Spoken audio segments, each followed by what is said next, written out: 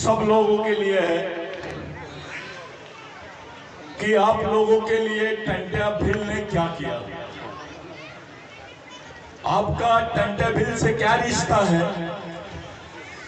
कौन है टंट्या भील? आखिर इनकी गाथा स्थापना करने की जरूरत क्यों पड़ रही है? ये कौन से नेता थे? इन्होंने आपके लिए क्या किया? इनके नाम के आगे आपने भगवान लगा दिया। मामला क्या है?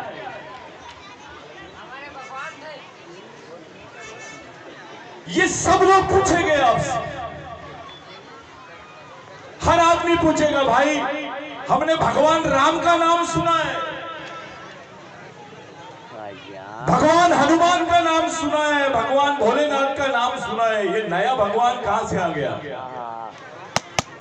तालियां नहीं बजाएगा, बिल्कुल चुपचाप रहो। तालियां। तो आपको पूछेंगे कि भगवान राम का सुनने में आया था, ये नया भगवान कहां से आ गया? आखिर ये बहस चलने शुरू हो गई है अभी। अब लोग सोचने लग गए हैं कि आदिवासी टंट्या भील के नाम के आगे भगवान लगाने लग गए हैं। ये चर्चा शुरू हो गई है देश में। कुछ नेता डर रहे हैं भगवान बोलने के लिए, और अपने भी आदिवासी समाज के कुछ गद्दार लोग भगवान टंट्या भील को केवल टंट्या भील बोलते हैं। उनको मालूम नहीं है कि वो ऑफिसर किसके वजह से बना है, वो विधायक किसके वजह से बना है, उसकी पहचान इस देश में किसकी वजह से, ये उसको मालूम नहीं है। भाइयों, इस देश में एक ऐसा कानून बना जो विश्व के किसी देश में नहीं बना, जिसको क्रिमिनल ट्राइबल बिल बोलते हैं, यानी गुनहगारी जमात का बिल। ये जो भील आदिवासी है, चाहे भिलाला हो, बारेला हो, पावरा हो,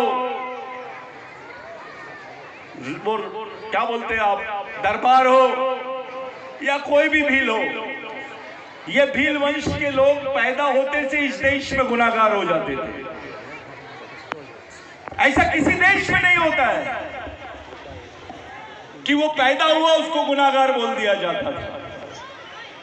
आपको नागरिक नहीं बोलते थे इस देश में, गुनाहगार बोलते थे। यहाँ के ब्राह्मणों ने आदिवासी कौम को गुनहगार बताया कि ये गुनहगार लोग हैं, जो भील वंश के लोग हैं, ये गुनहगार हैं, ये क्रिमिनल है, इनको शहरी क्षेत्रों में प्रवेश नहीं देना चाहिए। और अगर कोई भील शहरी क्षेत्रों में दिखता है, चाहे वो भिलाला हो, बारेला हो, कोई भी हो, अगर वो शहरी क्षेत्र में दिखता है तो उसको मार दो। उसके ऊपर कोई क्रिमिनल एक्ट नहीं लगेगा, उसके ऊपर कोई एफआईआर दर्ज नहीं होगा। विश्व में किसी भी देश में, इस देश में दो कानून बने हैं। पहला कानून ब्राह्मणों के लिए है कि इस देश में जो ब्राह्मण होता था वो गुनाहगार नहीं होता था, अगर वो मर्डर भी किया तो उसको गुनाहगार नहीं बोलते थे। ये ब्राह्मणों के लिए कानून बना। लेकिन दूसरा कानून आदिवासियों के लिए बना, वो पैदा होते से ही गुनाहगार है, अगर वो उसने कोई गुनाह नहीं भी किया और आपने उसको मार दिए तो आपके ऊपर कोई एफआईआर दर्ज नहीं होगा। कोई ताली मत बजाओ। तो ऐसे कानून कौन से देश में बने हैं? इस देश में दो झगड़े हैं, संस्कृति का झगड़ा और जमीन का झगड़ा। हजारों सालों से चलते आ रहा है। संस्कृति का झगड़ा यानी आर्य संस्कृति और यहाँ की मूल आदिवासी संस्कृति। दूसरा, इनके बीच में यह तय करना है कि जमीन किसका है, जमीन किसकी है, इस जमीन का मालिक कौन है। ये हिंदू धर्म के आड़ में आज बोल रहे हैं कि देश के मालिक ब्राह्मण है, हिंदू है। मैं बोल रहा हूं, जवाबदारी के साथ बोल रहा हूं, ये इस देश में ऐसा कानून बनाना चाहते हैं कि यहां आदिवासियों की जमीन के टुकड़े भी नजर नहीं आएंगे, और जमीन के टुकड़े तो क्या, आदिवासी भी नजर नहीं आएगा, क्योंकि ये साफ बोलते हैं भारत में आदिवासी नहीं रहता है। और एक ऐसी कौम है जो भील वंश के लोग हैं, जिनकी भाषा में आर्यों की संस्कृत भाषा के कुछ शब्द हैं, इसलिए ये आदिवासी नहीं है। ऐसा संयुक्त राष्ट्र संघ में बयान गया है भारत सरकार का 1993 में। कोई पार्टी ने कुछ नहीं बोली, हमारा नेता कुछ नहीं बोला पार्लियामेंट में, हमारे बड़े बड़े अधिकारी कुछ नहीं बोले, सब नाचने गाने में मस्त है। अबे तेरी कौम को खत्म करने का कानून बना दिया इन्होंने, तो भी चुपचाप है। एक बात ध्यान में रखना, अब भील का बच्चा भील नहीं होगा, वो भील का बच्चा नहीं रहेगा, वो आदिवासी नहीं रहेगा, क्योंकि उसकी पहचान तो खत्म कर दी है। तुम्हारे बच्चों को तो तुम पैदा होने से पहले मार दिए उन्होंने, चाहे वो पावरा रहे, बिलाला रहे, बालेला रहे, जितने भी लोग हैं, आप लोग जो अलग अलग दुकान लगा के रखे हैं, कोई डिफरेंस नहीं है, कोई फर्क नहीं है। तुम्हारा खून एक है, तुम्हारा डीएनए एक है, तुम्हारी संस्कृति एक है, तो समाज भी एक होना चाहिए था। लेकिन शर्म की बात है, जो अपने भाई को नहीं पहचानता वो दुश्मन को क्या पहचानेगा, जो अपने भाई को नहीं पहचानता वो दुश्मन को क्या पहचानेगा। भगवान टंटा भील ने बोला, मैं ऐसे आदमी को गांडू समझता हूं, हिजड़ा समझता हूं, जो समाज में जातिवाद करता है। टंटा भील की सेना में कोरकू था, टंटा भील की सेना में गोंड था, टंटा भील की सेना में दलित था, टंटा भील की सेना में मुसलमान भी था, और टंटा भील की सेना में आदिवासी भील भी था, बारेला भी था, बिलाला भी था। ऐसा लड़ाई नहीं थी टंटा भील की। गलत इतिहास इन लोगों ने लाए आपके सामने। मैं जिस क्षेत्र में खड़ा हूं, या 17 बार टंटा भील ने मारा है लोगों को, उसमें एक आदिवासी का भी मारा है। जिस क्षेत्र में मैं खड़ा हूं, आपके क्षेत्र में, आप बहुत ऐतिहासिक जगह है ये भगवान टंटा भील के लिए। एक आदिवासी ने अपने ही समाज की महिलाओं के जेवर छीन लिए, उन पे बलात्कार किया था। भगवान टंटा भील को रेंगा कोरकू ने बताया कि भगवान यहां पर ऐसी घटना हो गई है।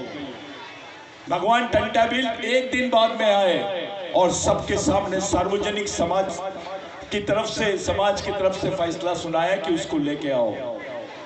सब देख रहे थे, कुछ नहीं बोला गया। पहले उसको पूछा गया टंटा भील के मार्फत कि बता तू गुनाहगार है या नहीं, ये गुनाह किया कि नहीं। उसको बोलने का मौका दिया। जब वो बोल नहीं पाया तो भगवान टंटा भील ने उसका सर कलम कर दिया। आदिवासी था लेकिन गद्दार था। यह है टंटा भील, इसको भगवान टंटा भील बोलते हैं, जिसको देखकर कांपते थे लोग। उस समय यहां पर कोई पंडित दिखता नहीं था, नजर नहीं आता था ये बेल्ट में, जिसको भीलवाड़ा बोलते हैं। एक मंदिर नहीं था यहां। तब किसी भील के पास में कोई जातिवाद नहीं होता था। भगवान टंटा भील ने पहली लड़ाई ये लड़ा कि ये जो भील वंश के लोग हैं, ये जो आदिवासी लोग हैं, ये क्रिमिनल ट्राइब कैसे है। उसका कानून बनाया गया। विश्व के किसी देश में आदिवासियों के खिलाफ में ऐसा कानून नहीं बना जो भारत में आदिवासियों के खिलाफ में बना। उसके खिलाफ की पहली लड़ाई टंटा भील ने लड़ा। आज नौकरी की बात कर रहे थे मुजालदा, डॉक्टर मुजालदा जी। अरे नौकरी में अगर तुम्हारे को गवर्नमेंट सर्विस चाहिए तो तुम्हारे को लिखना पड़ता है, तुम्हारा पुलिस वेरिफिकेशन होता है कि इसके ऊपर कोई केस नहीं है, ये बेगुनाह है, तब जाके तुमको सरकारी नौकरी मिलती थी। लेकिन उसके पहले तो तुम्हारे सामने लिख दिया जाता था क्रिमिनल ट्राइब। तुमने गुनाह किए या ना किए, लेकिन तो भी तुम गुनाहगार थे, यानी तुम किसी भी सरकारी नौकरी के हकदार नहीं थे। ये जितने बड़े बड़े सूट पहन के आते हैं, बड़ी बड़ी कार लेके आते हैं, इनको पूछो अबे तू अधिकारी किसके वजह से बना है? तेरे को नौकरी किसकी वजह से मिली है? तेरे को नौकरी नहीं मिलती अगर भगवान टंटा भील पैदा नहीं होता। इस देश ये सह्याद्री सतपुड़ा जो है, इसका भगवान शंकर भगवान पहले था, उसके बाद का अगर कोई भगवान है तो उसी का नाम भगवान टंटा भील है। ये सच्चा भगवान है। तुम्हारे पास 4 एकड़ जमीन है, किसी के पास 2 एकड़ है, 4 एकड़ है, वो दलित हो, ओबीसी हो, ब्राह्मण हो, कोई भी हो, इस क्षेत्र में जिसके पास जमीन है उसका रिकॉर्ड नहीं लो आप लोग 1911 के पहले का, कि उसको जमीन जो अलॉट हुई है, उसको जो जमीन उसके हिस्से में आई है वो कौन सी लड़ाई से आई है और किसके वजह से आई है। वो जमीन का टुकड़ा आपको मिला है सिर्फ और सिर्फ टंटा भील की वजह से। आज आप जमीन के मालिक हैं सिर्फ इसलिए क्योंकि आपकी कौम में पैदा हुआ है टंटा भील। कौन से भगवान ने तुमको जमीन दिया बताओ? कौन से नेता ने तुमको जमीन दिया ये बताओ? कौन से धर्म के लोगों ने तुमको जमीन दी है ये बताओ? अबे आरक्षण नहीं था तब तो जिंदा रहते थे जमीन के भरोसे। आप खाने के लिए जमीन लगती थी, जीने के लिए जमीन लगती थी। आज हमारी मां बहनों के बदन पे कपड़े हैं सिर्फ इसलिए क्योंकि उनके पास जमीन है, नहीं तो नंगे किसी जंगल में घूमते थे हम। यह है टंटा भील। खड़े होके हाथ बताओ कौन से भगवान ने? राम ने दिया, शंकर भगवान ने दिया, गणपति ने दिया, कि रामदेव बाबा ने दिया, कामदेव बाबा ने दिया तुमको जमीन, या किसी आमा मामा ने दिया, नकली मामा ने? अबे जमीन किसने दिया? तुम्हारे पास जमीन के मालिक हो, आज 2 वक्त की रोटी खा रहे हो ना, ये भगवान टंटा भील की वजह से। तब कोई संविधान नहीं था। डॉक्टर अंबेडकर को भी उनकी मां भगवान टंटा भील की कहानी सुनाती थी। डॉक्टर अंबेडकर भी मऊ में पैदा हुआ, टंटा भील भी वहीं पैदा हुआ है, उसी खरगोन में, उसी जिले के बाजू के जिले में, सटे हुए जिले में भगवान टंटा भील पैदा हुए। साथियों, आज हम लोगों के सामने एक प्रश्न है, इधर उधर मत देखो, उसको थोड़ा बंद कर दो। तुम्हारे सामने प्रश्न है आज कि अगर इन्होंने ऐसा बोल दिया है कि जो भील वंश के लोग हैं वो आदिवासी नहीं है, साधु मैडम भी है यहाँ, ओमकार मरकाम जी भी है, हमारे बाकी विधायक दादा वो भी है। मैं सबसे पूछना चाहता हूं कि 1993 में गवर्नमेंट ने यह हलफनामा संयुक्त राष्ट्र में क्यों दी कि भारत में आदिवासी नहीं रहते हैं और एक ऐसी जमात है जिसको भील वंश बोलते हैं, जो जिनकी भाषा संस्कृत से मिलती है और इसलिए ये आदिवासी नहीं है। ये जो लैंड बैंक बना है ना, ये जो लैंड बैंक का इन्होंने कल्पना लाया है, ये लैंड बैंक किसी और की जमीन नहीं है, ये भील वंश के लोगों की जमीन है जिसको बेचने की तैयारी हो रही है। अरे तुम आदिवासी नहीं रहेगी तो तुम्हारी जमीन कहां रहेगी रे भाई? जब तुम आदिवासी नहीं रहोगे तो तुम्हारी जमीन कहां रहेगी? काहे के रहोगे तुम? क्या बताओगे तुम? कौन से कानून में प्रोटेक्शन मांगोगे? कौन से कानून में सुरक्षा मांगोगे तुम? और कौन से मुख्यमंत्री और नेता में दम है जो तुमको तुम्हारी जमीन दिला सके? किसी में नहीं है, क्योंकि तुम्हारी अपनी ताकत नहीं है। हमारे लड़कों को गांडू बनाया जा रहा है, उसके दिमाग में भगवान डाल रहे हैं, उसके दिमाग में पार्टी डाल रहे हैं, समाज नहीं है। अबे टंटा भील ने अपनी जान दिया, किसके लिए दिया? कोई पार्टी के लिए दिया? किसी भगवान के लिए दिया? हंसते हंसते फांसी का फंदा लगा दिया टंटा मामा ने, सिर्फ समाज के लिए, सिर्फ टंटा तुम्हारे समाज के लिए, हमारे समाज।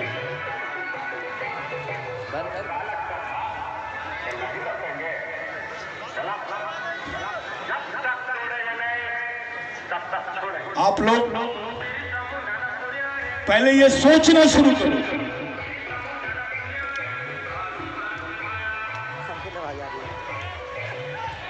अपने लोग जरूर नाच रहे होंगे वो। अगर दुश्मन बोलेगा लड़ाई के मैदान में खड़ा है दुश्मन और उसने देख लिया बे लड़ाई के समय साले नाच रहे, क्या सोचेगा वो? मैच का तो वॉकओवर मिल गया उसको कुछ करने की जरूरत ही नहीं। लड़ाई के मैदान में नाचोगे गाओगे तो क्या होगा? जीतोगे? कैसे जीतोगे? तुम्हारे लिए हमारे लिए ये बहुत नाजुक घड़ी है। एक तरफ हमारी जमीन की मालिकियत के हक निकाले जा रहे हैं, दूसरी तरफ आपका आरक्षण रहने के बाद भी आपको दिया नहीं जा रहा है, तीसरी तरफ आपकी पहचान खत्म की जा रही है, चौथी तरफ हमारे लोग इकट्ठा नहीं हो रहे हैं। इससे बड़ी शर्म की बात क्या होगी? पूरे मध्य प्रदेश में भगवान टंटा भील के नाम से आदिवासी एक हो जाना चाहिए। अबे इतना बड़ा भगवान तो वर्ल्ड में किसी देश में नहीं है। ऐसा आदमी तो किसी वर्ल्ड के दूसरे देश में पैदा ही नहीं हुआ जो भारत में टंटा मामा पैदा हुआ। आपको मालूम है?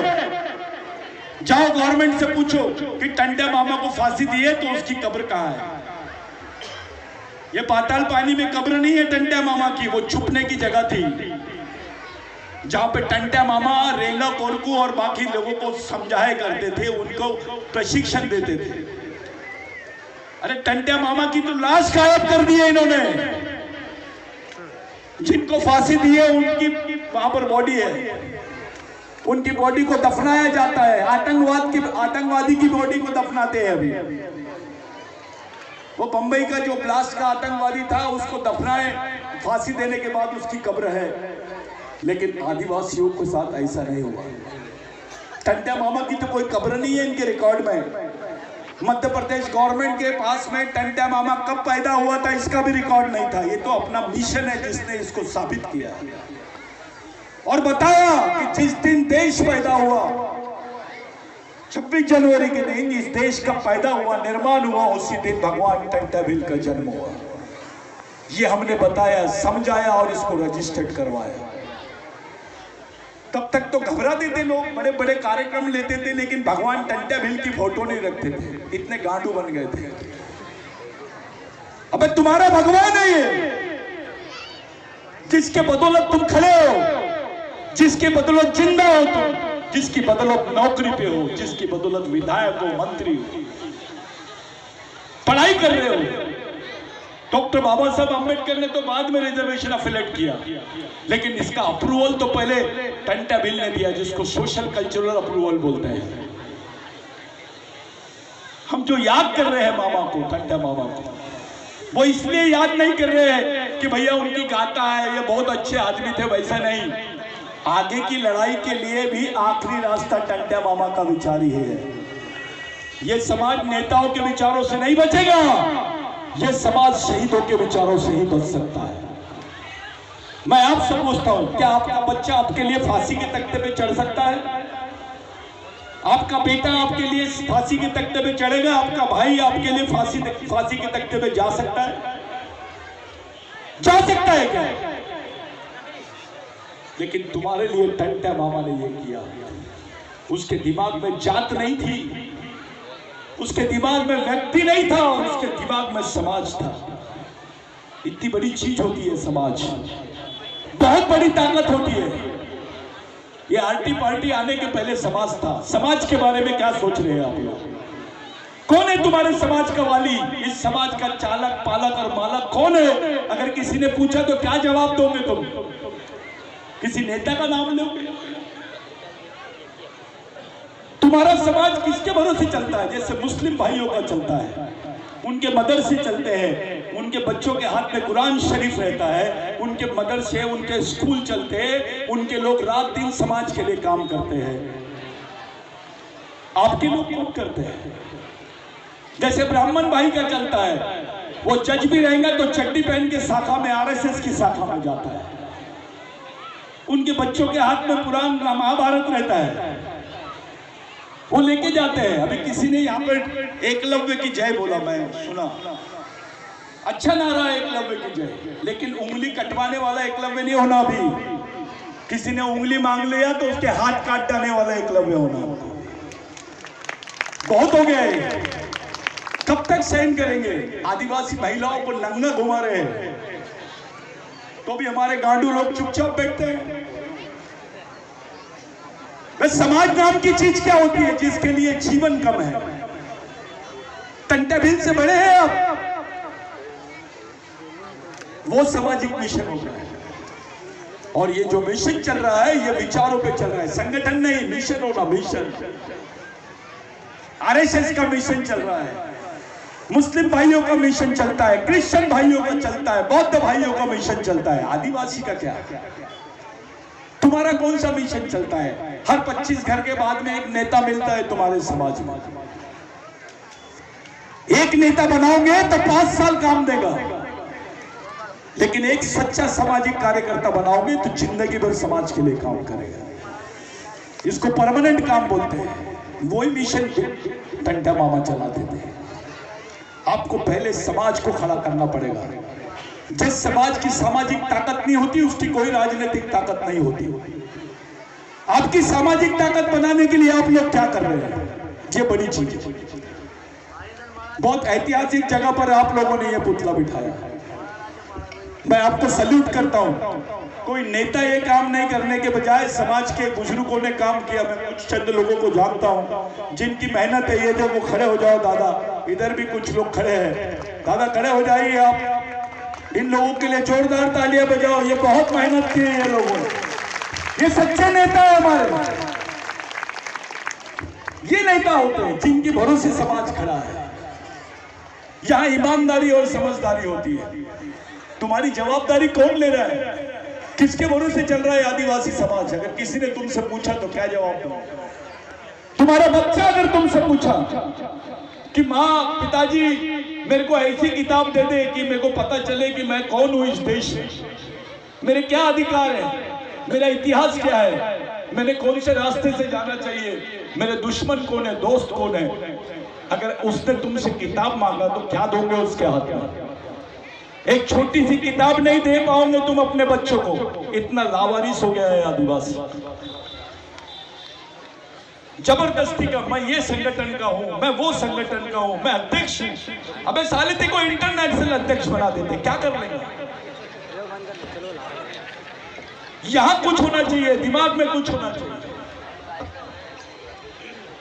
ताकत दिमाग में होनी चाहिए, तब तो लड़ाई लड़ोगे तुम। संगठन की भावनाओं से दूर रहो, पार्टी की भावनाओं से दूर रहो, केवल समाज और समाज के बारे में सोचो।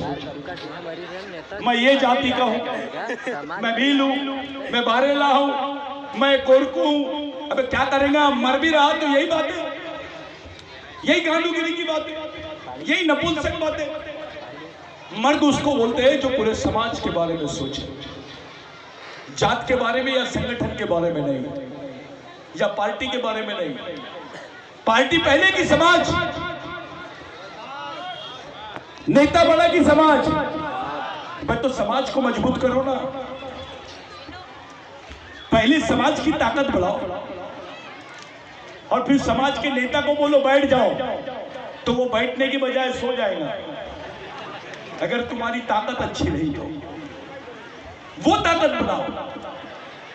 आज इतना बड़ा काम आप लोग कर रहे हैं। हमने आने वाले 26 जनवरी को भगवान टंटा भील का जयंती मनाने की बात कर रहे हैं, और वो जयंती नहीं रहेगी, भगवान टंटा भील की सांस्कृतिक सामाजिक दीक्षा समारोह रहेगा। उसमें 1 लाख सैनिक रहेंगे, आदिवासी समाज के युवा 1 लाख, जो टंटा भील को वहां पर सलामी देंगे इंदौर में। इस देश में किसी नेता को इतनी बड़ी सलामी नहीं मिली होगी जितनी बड़ी टंटा भील को मिलनी चाहिए। सरदार पटेल का 100 एकड़ 100-200 फीट का पुतला बनाते हैं आदिवासियों की जमीन पर, और वहां के आदिवासी विस्थापित हो जाते हैं। हमको जगह मिली क्या? कोई बोल रहा था कि भाई चौक में भगवान टंटा भील का इंदौर में पुतला बिठा दिए, ऐसा किया क्या? मैं मालिक का जमीन के ऊपर, उसी की जमीन पे पुतला बिठा रहा, ऐसा कर रहा है क्या? ये तो वो मालिक है जिसने तेको जमीन जीने के लिए भी दिया और मरने के लिए भी दिया है। किसी ने तुमसे पूछा इंदौर में आदिवासियों का कब्रिस्तान कहाँ है? हाँ बताओ कहां पर है इंदौर में आदिवासियों का कब्रिस्तान? है क्या? तुम तो मालिक थे। अब तो जीने को भी जगह नहीं है और मरने को भी जगह नहीं है। सब समाज के कब्रिस्तान है लेकिन तुम्हारे समाज का कोई कब्रिस्तान भी नहीं है। क्या करोगे तुम? कैसा आंदोलन चलाओगे? किसके भरोसे चलाओगे? कौन सुनाएगा तुमको? कौन समझाएगा? इसीलिए ये प्रशिक्षण का कार्यक्रम चालू करते हैं। कैडर होता है। जादव दादा रात दिन लगे रहते हैं। आज हमारे बीच में सेनानी दादा नहीं है, उनकी बहुत याद आ रही है। ऐसे निर्भीक लोग, ऐसे तटस्थ लोग जो समाज के लिए रात दिन भिड़े हुए रहते हैं कि समाज के लड़के तैयार हो, समाज की लड़कियां तैयार हो, समाज के कर्मचारी अधिकारी तैयार हो। यहाँ तो दूसरे ही सुर में गाना गाते हैं। इलेक्शन आ गए यानी त्योहार आ गया ऐसा लगता है उनको। अबे मर रहा तो भी त्योहार मना रहे हो। अलग ट्रेजेडी है ये। सबको मालूम है कि 93 में भारत सरकार ने स्टेटमेंट दिया कि भील आदिवासी नहीं है। क्या उखाड़ लिए तुमने? काय के नेता है तुम? क्या तैयारी है तुम्हारी? तुम्हारे वजूद को ही खत्म करने की बात कर रहे हैं और तुम लोग अगरबत्ती लगा रहे हो। लड़ाई के मैदान में अगरबत्ती लगाएगा तो मरेगा कि बचेगा? लड़ने के बजाय अगरबत्ती लगा रहा है। कौन सी तरफ चल रहा है देश? आए दिन आदिवासियों पे आक्रमण हो रहा है। यहाँ की सत्ता को, यहाँ की सरकार को पाकिस्तान से लड़ना चाहिए, चाइना से लड़ना चाहिए, तो ये आदिवासियों से लड़ रहे हैं। सबसे ज्यादा आदिवासियों की जमीनों पे लूट चल रही है। सबसे ज्यादा खनन आदिवासियों की जमीनों पर हो रहा है। सबसे ज्यादा कोयला आदिवासियों की जमीन पर लूट रहे हैं। सबसे ज्यादा जो पर्यावरण का क्षेत्र है वो आदिवासियों की जमीन पर है। सबसे ज्यादा जो आयुर्वेदिक मेडिसिन है वो आदिवासियों की जमीन पर है। सबसे ज्यादा फैक्ट्री आदिवासियों की जमीन पर है। हमारे हाथ में क्या है? एक नौकरी हमारे समाज को नहीं मिली। आपको टारगेट कर रहे हैं। देश में किसी के पास जमीन नहीं है। अब जो कुछ जमीन बची है वो आदिवासियों के पास में है। इन्होंने सब बेच डाला है। अंबानी के पास में जगह नहीं है, अदानी के पास में जगह नहीं है, जगह सिर्फ आदिवासियों के पास में है। और तुम टारगेट हो, दुश्मन नंबर 1 बन गए हैं। एक नंगा भूखा आदिवासी आदमी जिसका घर घास का है, उसको खाने को रोटी नहीं है, पहनने को कपड़े नहीं है, उसके घर के बाजू में मिलिट्री का जवान AK-47 लेके खड़ा है। जाओ बस्तर में देखो, गढ़चिरौली में देखो, झारखंड में देखो, उड़ीसा में देखो, ये हाल है। मंडला में देखो। अबे जिसको खाने का नहीं है, जिसको पहनने के लिए कपड़े नहीं है, घास की झोपड़ी में रह रहा है, उसके घर के बाजू में एक सैनिक AK-47 लेके क्या कर रहा है? वो AK-47 25 लाख के ऊपर की गन है। अगर वो 25 लाख की गन बेचकर भी 20 लाख रुपए वो आदिवासी को दे दिया तो उसका भला हो जाएगा। लेकिन उसके घर के बाजू गन लगाए क्योंकि ये उसको हटाना चाहते हैं। पाकिस्तान से लड़ेंगे तो जमीन नहीं मिलेगी, चाइना से लड़ेंगे तो जमीन नहीं मिलेगी, लेकिन आदिवासियों के पास जमीन है, इसलिए इनको मारो। इनको वनवासी बोलो, इनको जनजाति बोलो।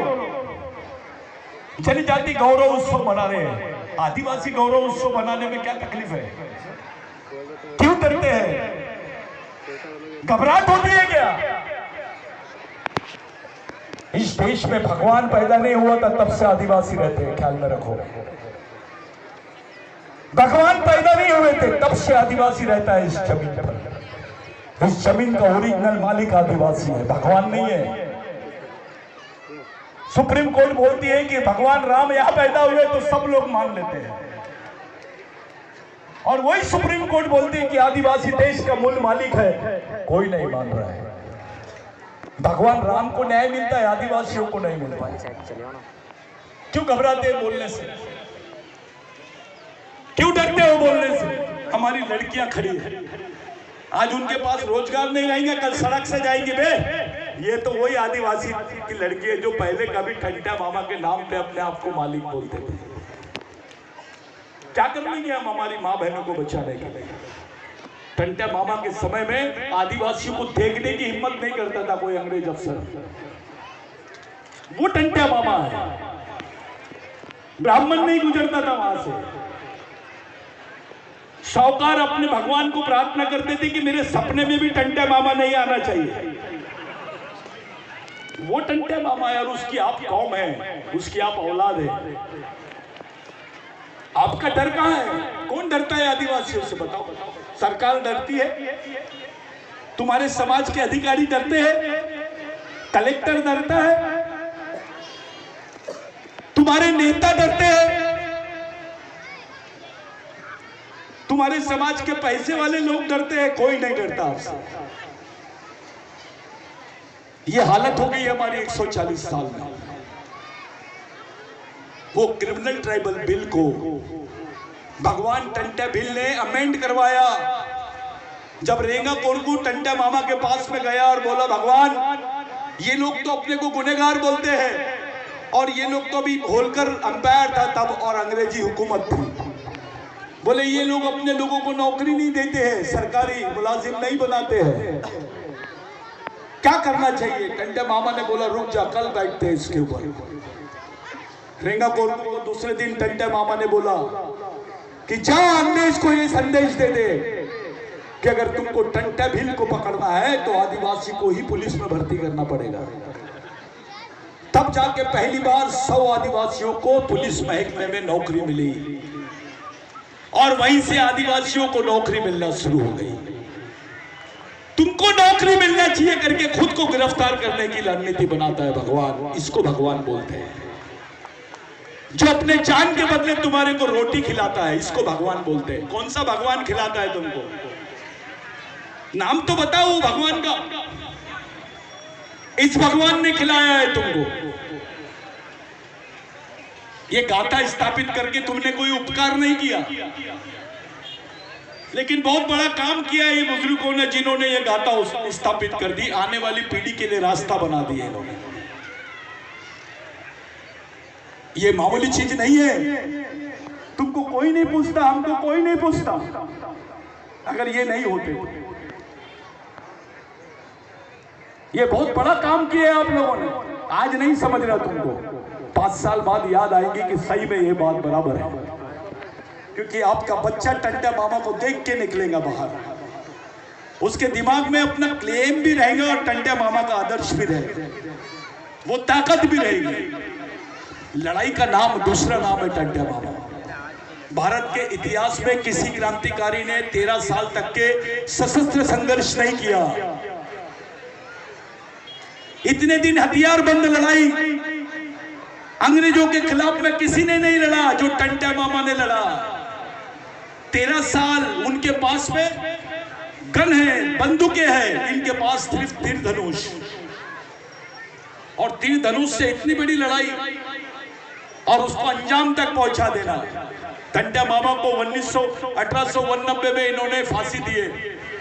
1896 में 1898 में कानून बना जिसका नाम है लैंड एक्विजिशन एक्ट, भूमि संपादन अधिनियम, जिसमें लिखा गया कि आदिवासी की जमीन गैर आदिवासी आदमी नहीं ले सकता है, और गैर आदिवासी तो क्या सरकार भी नहीं ले सकती है।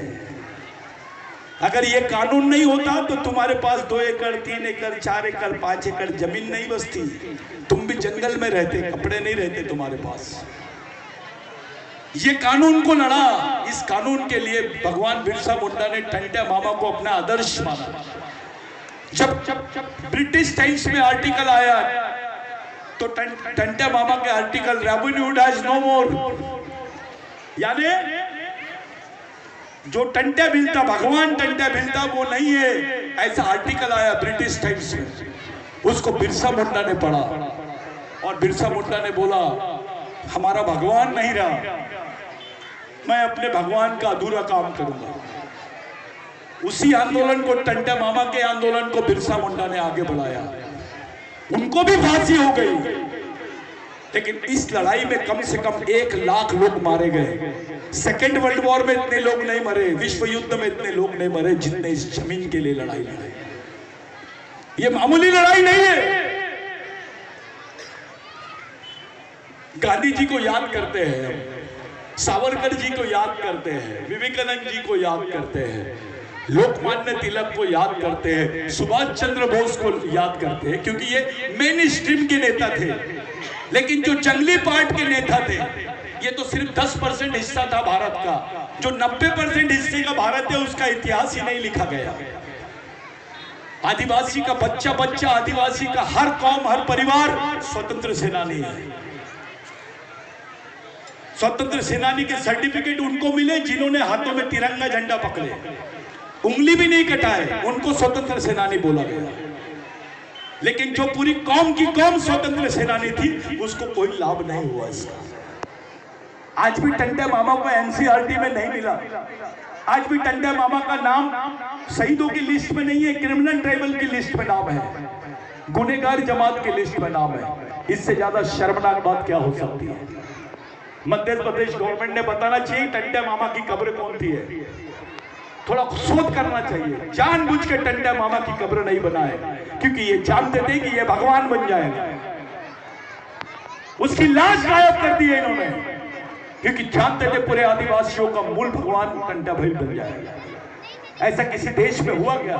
वो टंडे मामा के साथ में हुआ कि उनकी लाश को गायब कर दिया इन्होंने। उधर भगवान बाबूराव शर्मा को फांसी देने के बाद चूने की भट्टी में डाल दिया उसकी लाश को। उधर शंकर प्रसाद रघुनाथ शाह को तोप में बांध के उड़ा दिए, छितड़े छितड़े कर दिए उनकी बॉडी को। और बिरसा मुंडा को मारने के पहले, फांसी देने के पहले बता रहे थे फांसी, लेकिन उसको चमड़ियां निकाले उसकी रात भर।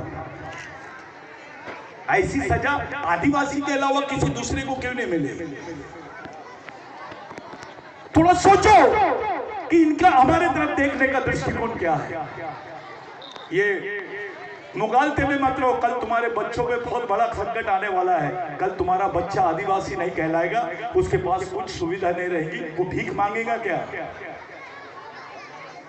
क्या दोगे उसके पास? तुम्हारी औकात है नौकरी देने की? तुम्हारी औकात है 50 लाख रुपए लगा के उसको बिजनेस बनाने, बिजनेस करवाने की? 50 लाख खर्च करके डॉक्टर बनाने की? क्या करोगे? जब तुम्हारी पहचान ही खत्म कर देंगे तब। जब हम पे बहुत बड़ा संकट आया तब हमको भगवान टंटे बिल की याद आई, नहीं तो इसके पहले दूसरे भगवान चल रहे थे। पूरे भगवान चल रहे थे, कोई भी भगवान चलता आदिवासी को। अबे ये ओरिजिनल भगवान है और यही ओरिजिनल मामा है, बाकी तो सब ड्रामा है। ये क्या सोचते हो? मामूली चीज समझते हो इसको? ये आपके लिए बहुत मजाक नहीं है। आप लोग बहुत बुरी तरह फंसे हुए हैं। हम लोग संयुक्त राष्ट्र संघ का संविधान 2025 में बन जाएगा और उसमें आदिवासी का उल्लेख नहीं रहेगा, उसमें भील वंश का उल्लेख नहीं रहेगा। इसके लिए जवाबदार कौन होगा? तुम्हारा बच्चा पूछेगा मेरे तुम्हारे को कि पिताजी जब मेरे खिलाफ में वहां निर्णय हो रहा था आप सो रहे थे क्या? बिस्तर गर्म कर रहे थे? मंदिर में जाके अगरबत्ती लगा रहे थे? कोई भी अधिकार बिगड़ लड़ाई के नहीं मिलते। भगवान बिरसा मुंडा ने बोला था, जिस समाज की सामाजिक समस्या नहीं होती है उसकी कोई समस्या नहीं होती है, और जिस समाज की सामाजिक समस्या होती है उसकी समस्या ही समस्या होती है। हमारी सामाजिक समस्या यह है कि हम एक जगह नहीं है। हमारी सामाजिक समस्या यह है कि संगठन में बटे हुए हैं। हमारी सामाजिक समस्या यह है कि हम जाति के नाम पे लड़ते हैं। हमारी सामाजिक समस्या यह है कि हम अपने आप को बहुत बड़ा भारी समझ लेते हैं। ये सब दिखावा करने वाला कार्यक्रम नहीं होना। व्हाट्सएप पे मूवमेंट चला रहे, व्हाट्सएप पे, इससे दुश्मन मर जाएगा क्या बे? फोन पे तो कोई भी करता है। थोड़ा जमीन पे आना, तैयार हो, मिशन चलाओ, उसके सिवा कोई पर्याय नहीं है। आप लोग 1000 संगठन बना लोगे, उससे भी कुछ होने वाला नहीं है भाइयों। ये टंटा मामा का मिशन है।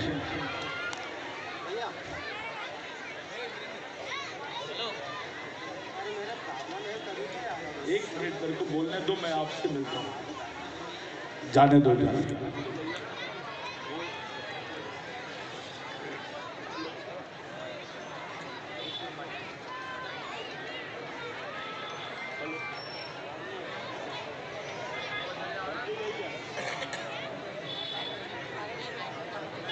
हेलो, मैं समझ गया तुम मेरे को बंद करने बोल रहे हो, तो आप बोल रहे हैं तो मैं बंद कर देता हूं। तो जितने बच्चे हैं, जितनी महिला है, मेरी माँ बहनें हैं, आपसे मैं हाथ जोड़ के विनती करता हूं, ये भगवान के मंदिर में जाने के पहले ऑफिस में जाना शुरू करो। अपने बच्चों का स्कॉलरशिप देखो, अपने बच्चे को क्या सुविधा है वो देखो, अपने जमीन पे क्या समस्या है वो देखो, और कुछ इस लायक बन जाओ कि रोज कम से कम 800-1000 रुपए तुम कमा सको। जो औरत रोज 800-1000 रुपए खुद कमाएंगी, उसका बच्चा कभी भूखा नहीं मर सकता है, उसके बच्चे को कोई कमी नहीं होगी, वो अपने बच्चे को कुछ भी बना सकती है। महिला के पास पैसे आएंगे तो राशन की दुकान पे जाएंगी वो, और पुरुष के पास पैसे आएंगे तो दारू की दुकान पे जाएंगे। ये सच्चाई है। तो आप लोग तैयार रहो, थोड़ा बेहोश होना बंद करो। दारू सभी पीते होंगे, आप भी पियो, मैं नहीं बोलता मत पियो, आपकी इच्छा, लेकिन अपने बेहोशी का प्रदर्शन मत करो सड़क पर। आप लोग होश में रहो, सोचो कि हमको क्या करना है, आज के बाद हमको कैसे जीवन जीना है। अभी आपको मिशन चलाना है। 26 जनवरी के दिन 1 लाख आदिवासी भगवान बिरसा मुंडा को, टंटा भील को, जितने आदिवासी शहीद हैं उनको सैल्यूट करने के लिए जाएंगे, और एक सैनिक बन के जाएंगे। ऐसा झंडा हिलाते हुए नहीं जाएंगे, पार्टी का कार्यकर्ता नहीं, टंटा भील का सैनिक चाहिए अपने को। उसको बनाओ, उसको तैयार करो। एक प्रदर्शन होना चाहिए कि टंटा भील के ऊपर कितने लोग विश्वास करते हैं, और ये साबित हम करेंगे कि विश्व में आदिवासियों का सबसे बड़ा भगवान टंटा भील है। ये जयंती यहां नहीं, अमेरिका में मनानी चाहिए। पाकिस्तान का आदिवासी टंटा भील को मानना चाहिए, अफ्रीका का आदिवासी टंटा भील के बारे में सोचना चाहिए, अमेरिका का आदिवासी टंटा भील को पहचानना चाहिए। उस आंदोलन को तैयार करो, उसके लिए काम करो। कौन काम करेगा? तुम्हारे दुश्मन तो टंटा भील को गुनाहगार, डकैत, डाकू बोलते थे। तुम्हारे भगवान कौन सम्मान करेंगे? अपने माँ बाप का सम्मान तुम नहीं करेंगे तो कौन करेगा? एक माहौल है, एक अच्छे माहौल में हम लोग खड़े हैं। मैं आप लोगों से विनती करता हूं, ईमानदारी से मिशन चलाओ, भगवान टंटा भील का मिशन चलाओ। ये इरसा ब्रिगेड बाजू में, पहले समाज चलाओ, एक जगह आ जाओ, पूरे आदिवासी घर घर जाओ, घर घर लड़कों को तैयार करो। किसी की वेट मत करो कि मेरे को ये अध्यक्ष बनाएगा, इसने मेरे को नहीं बोला, कोई जरूरत नहीं। समाज के लिए काम करने में किसी की परमिशन की या किसी संगठन की जरूरत नहीं, खुद जाके काम करो, हाथ से लग जाओ काम से। 26 जनवरी के लिए तब समझेगा तुमको कि उसका इफेक्ट क्या है। पूरा देश तिरंगे को सल्यूट करेगा, लेकिन भारत का आदिवासी तिरंगे के साथ साथ टंटा बाबा को सल्यूट करेगा। अगर प्रधानमंत्री सही में आदिवासियों में आस्था रखते हैं तो लाल किले पे टंटा भील का पुतला लगा के बताए तो बात है। ये झूठा प्रेम नहीं होना, आई लव यू ये नहीं होना। और हम भी पूछ लेते डू यू लव मी, ये नकली प्यार नहीं होना, हमको असली प्यार होना। अपना मूवमेंट खड़ा करो, अपनी ताकत खड़ी करो, किराए का घर छोड़ो। ये दल वो दल, ये सेना वो सेना पे खुद की सेना तैयार कर, खुद का काम कर, और ज्यादा नेताओं पे भरोसा करने के बजाय शहीदों पे, विचारों पे भरोसा करो, इनके विचारों पे काम करो। अपनी ताकत खड़ी करो। ऐसा कैसा कोई हमको पार्टी नहीं पूछती।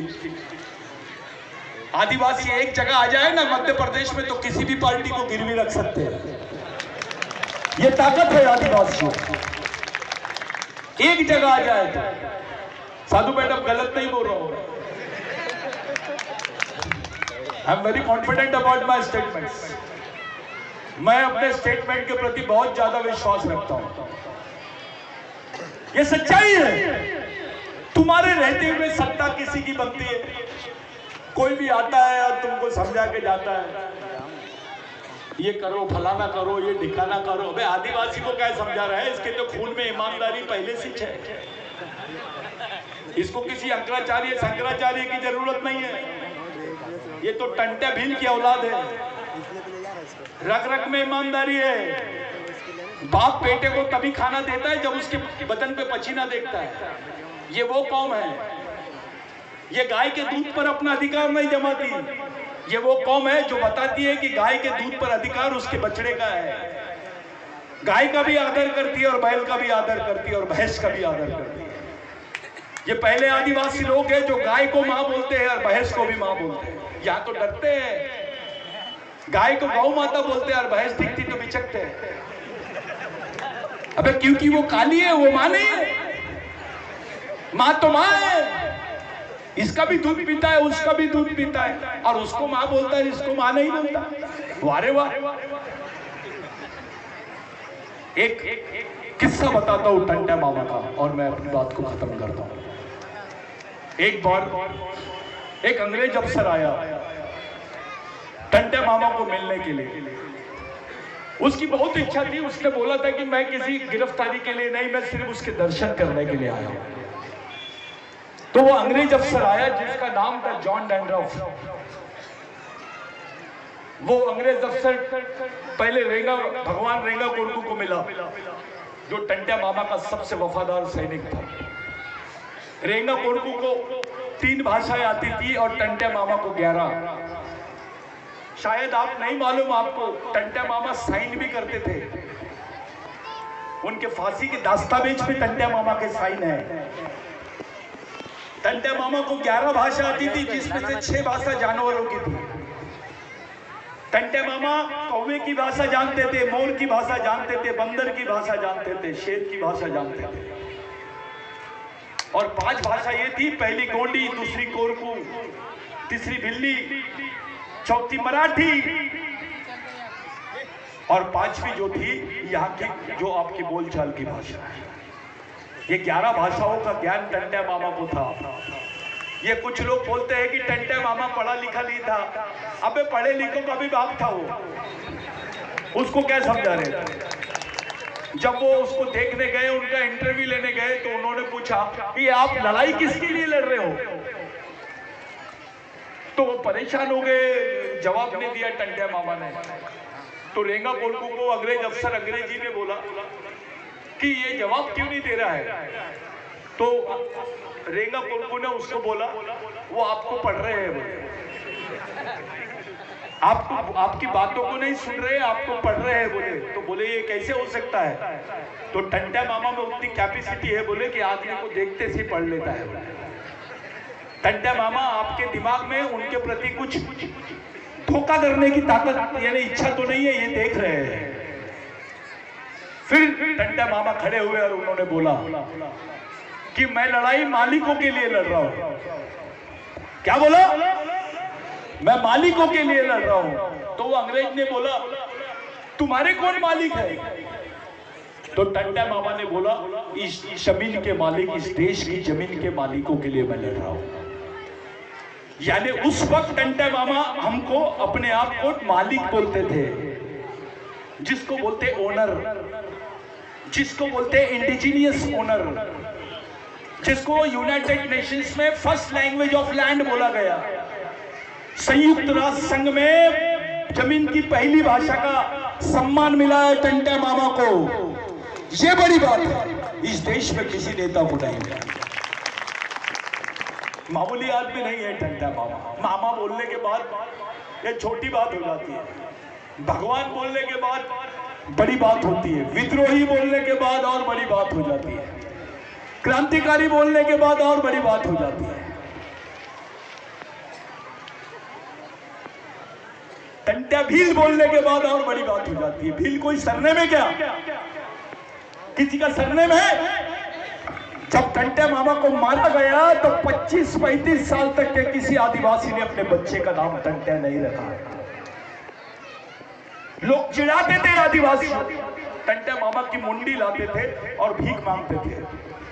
ऐसी मुंडी लटकाते थे टंट्या मामा की महल घाट में और वो बोलते थे क्या जी देखा जी, यानी आदिवासियों को डराते थे कि बेटा विद्रोह करेगा तो तेरा भी टंट्या मामा जैसा हर्ष करेंगे। मामूली बात नहीं है। इतनी दहशत थी टंट्या मामा की जमींदारों के बीच में, उच्च वर्णियों के बीच में, अंग्रेजों के बीच में। ऐसा योद्धा तो पैदा ही नहीं हो सकता है। उसका इतिहास ना लिख सके हम, उसके इतिहास को कुछ नहीं किए। वो तो मिशन में थोड़ा बैठ बूट के इस चीज को पूरा सेटल करके सामने लाया गया।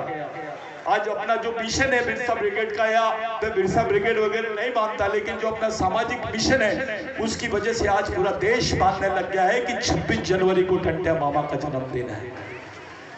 नहीं तो गवर्नमेंट के रिकॉर्ड में नहीं है ये चीज।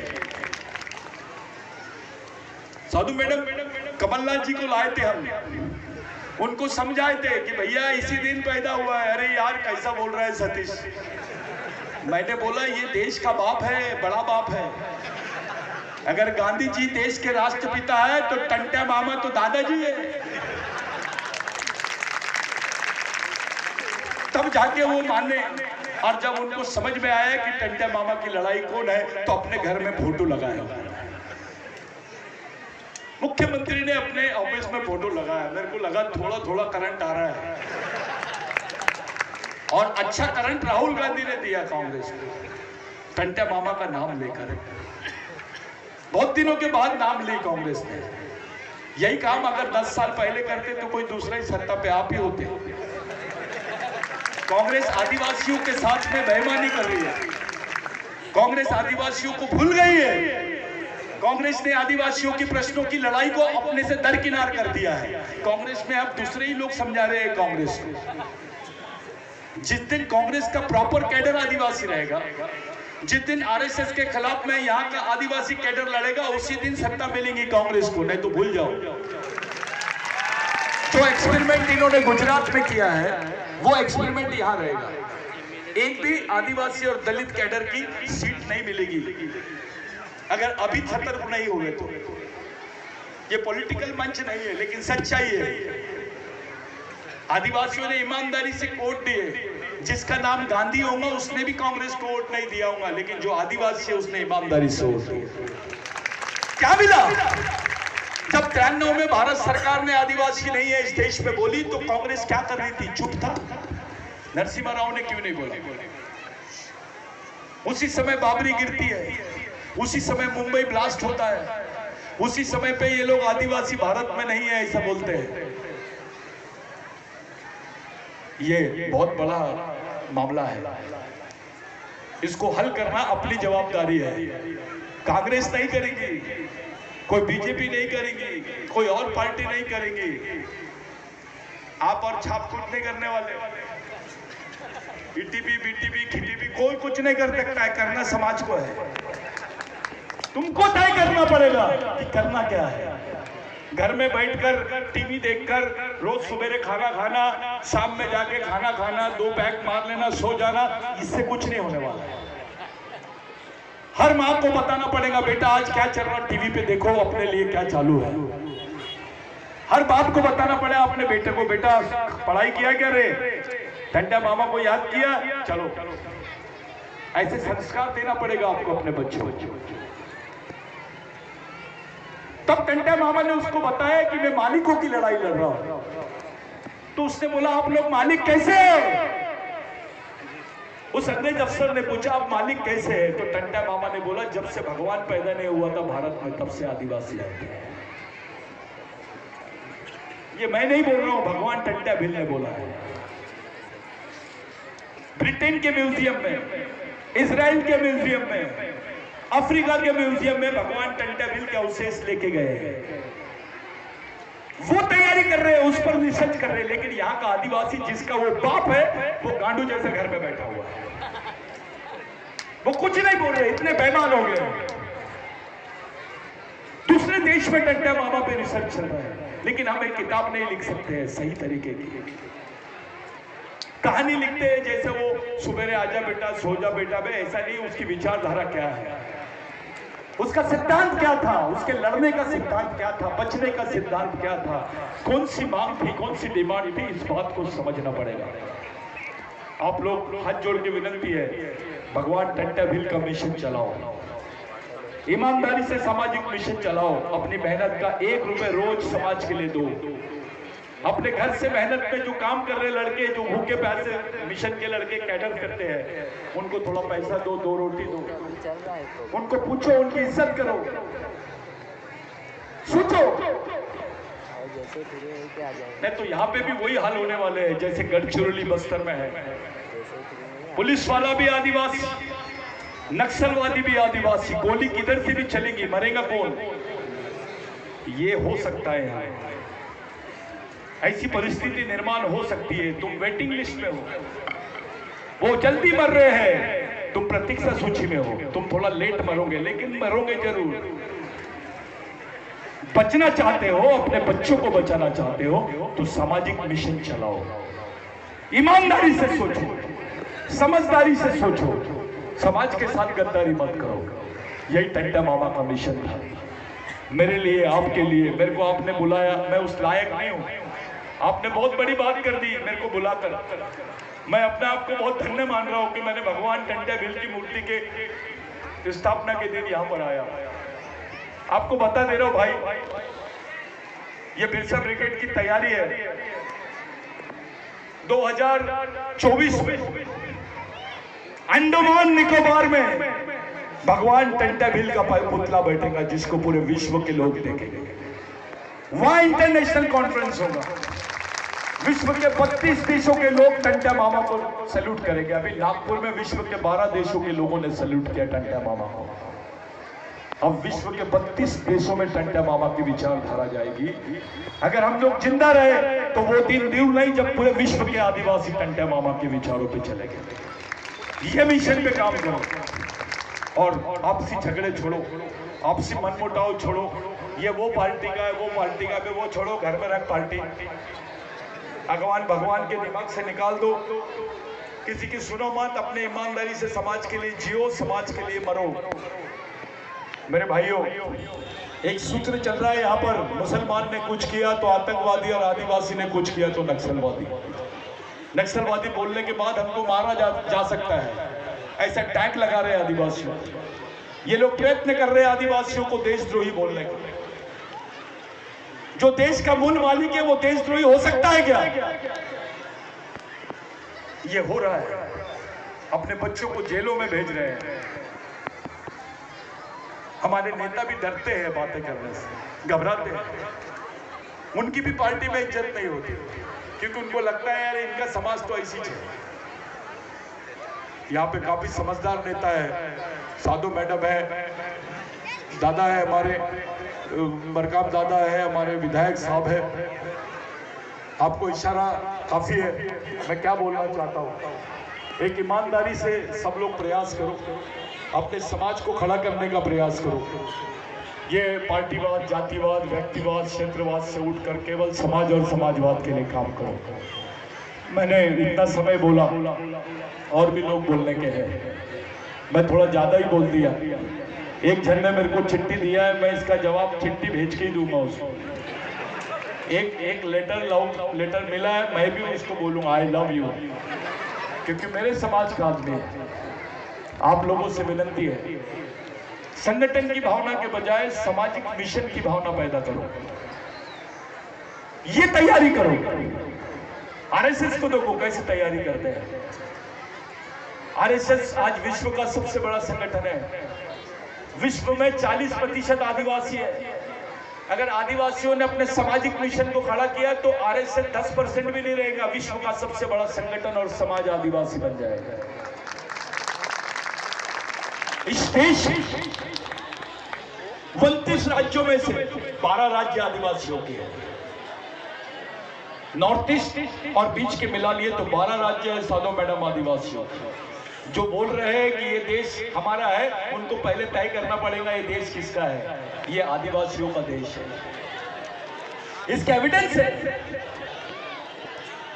और अगर ये लोग यूनिफॉर्म सिविल कोड में आदिवासियों की विचारधारा, उनके अधिकार को दबाने की कोशिश करेंगे तो आंदोलन और भड़केगा।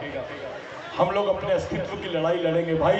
ये हमारी आखिरी पीढ़ी द्वारा लड़ी जाने वाली आखिरी लड़ाई है। अगर ये लड़ाई हम लोग हार गए तो हमारा समाज खत्म, जीत गए तो बचेगा। इस देश में आदिवासी रहेगा या नहीं रहेगा ये आप तय करेंगे। पूरे भारत में सबसे ज्यादा आदिवासी मध्य प्रदेश में रहते हैं। मध्य प्रदेश के आदिवासियों पे पूरे भारत के आदिवासियों की नजर टिकी हुई है। आपके एक कदम के पीछे पूरा देश देख रहा है। गलत स्टेप मत उठाओ, गलत काम मत करो, गलत निर्णय मत लो, सही ईमानदारी से सामाजिक निर्णय लो। यही मेरी आपसे अपेक्षा है। आपने मेरे को इतना देर बोलने का मौका दिया। आयोजक मंडल का, दादा लोगों का मैं बहुत बहुत धन्यवाद देना चाहता हूँ कि मेरे को आप लोगों ने बुलाया। मैं हाथ जोड़ से प्रार्थना करता हूँ, हाथ जोड़ के प्रार्थना करता हूँ कि मिशन के लिए काम करो। जय आदिवासी, जय बिरसा, जय टंट्या मामा।